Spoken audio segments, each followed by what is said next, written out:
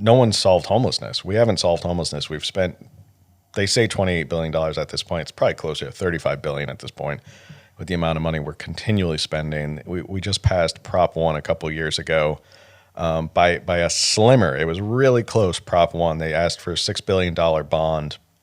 And to anyone who's listening, when you hear the words bond on any proposition, for me personally, I'm an automatic no. Once I see bond, it means that the state is taking out more debt and they have to pay it back. And the state doesn't pay it back, taxpayers pay it back. Yeah.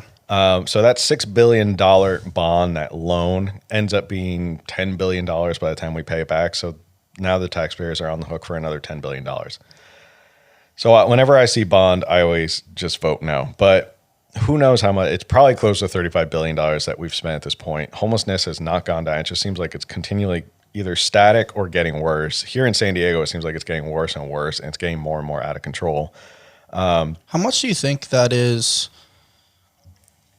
military personnel not understanding how to assimilate into civilian life? How much of that is just the cost of living going too high and people catching a rough break? The fentanyl epidemic and just drugs being brought up from the cartels from Mexico to San Diego.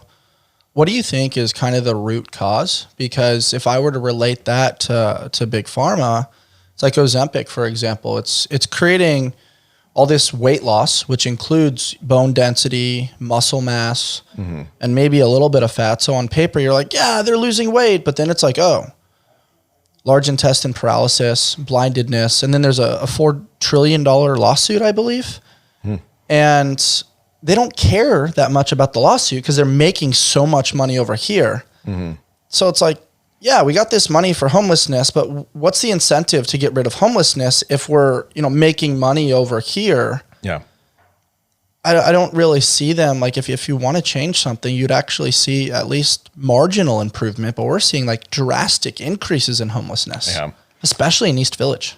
Yeah, I used to live in East Village during law school, so I saw it firsthand, up close and personal. They always said, you're on the edge of town, this apartment complex I live there. You're at the edge of town. I'm like, yeah, we literally are at the edge of town. There's so many factors, and I think all of them that you mentioned do contribute. What percentage is tough to say. I think, obviously, military personnel who are having a problem assimilating back into our society, I think that's a failure of the federal government and the VA and just not having enough resources for our vets who come back or are done with military service. Fentanyl and drugs is a huge part of this. And a lot of it is psychosis is brought on by drugs, which raises a whole other issue we can talk about in terms of what they're trying to do with conservatorships and institutionalize people. Affordability is another thing. And that seems to be the root issue that no one ever talks about in our government. It always seems to be they always want to prescribe and throw billions of dollars at the symptoms, but they're not looking at the root cause of it. So you get symptoms because you're sick of something. It's like saying, I'm trying to think of a good example. I'm not a medical guy, but something like that. But I mean, it's like, hey, there's a hole in the wall. Let's just put a picture over it rather than understanding where the hole came from. Or oh, I have this terrible sneeze. I need to fix just this sneeze. Well, why are you sneezing? Okay, why are you sick? Well, let's get to the bottom of it. They never seem to talk about the fact that it's so unaffordable to live here. How many people are living paycheck to paycheck here in California, especially an expensive place like here in San Diego, where it is very expensive to live here in San Diego. And because of how unaffordable it is to live in California, because of the gas prices, because of groceries, because of housing, because of power, because SDNG keeps raising your rates, all that contributes to people who are literally living paycheck to paycheck. And if they lose their job, they are most likely out on the street and they have nowhere to go. No one ever really talks about that. Republicans or Democrats, I've never heard people say the homeless epidemic here in California is because it's really, really unaffordable to live here and there is no wiggle room for error. And if people can't they can't miss one paycheck and have savings, then they're out on the street, and then that kind of leads to, okay, you're out on the street, you don't know what to do, maybe you feel bad. Maybe you start to self-medicate with drugs, and then you go down that rabbit hole. Now you're on drugs, and now you're addicted, and you create a psychosis.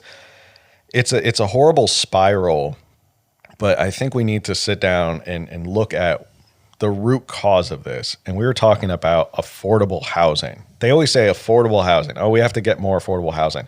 Well, first off, the government should never, the only thing the government should be involved with housing is to get the hell out of the way.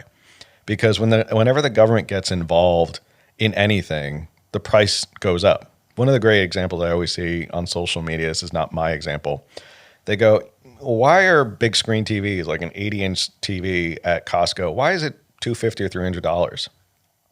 Why is it so cheap to buy such a huge luxury item now? Because the government never got involved in building TVs.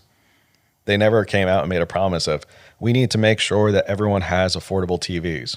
So when the free market is left to do what it's supposed to do, things usually get higher quality and cheaper because everyone's competing. But here in California, when the government gets involved, everything becomes more expensive. And that's obviously a huge issue. We could spend days talking about how government in California has gotten involved in literally every aspect of our lives. But I think that's the root cause. But I think it's a spiraling of paycheck to paycheck. It's unaffordable to live here. You're out on the street. You're depressed. You feel like you have to self-medicate. Then you turn to alcohol or drugs, and then that turns into a psychosis. And we don't have a solution at this point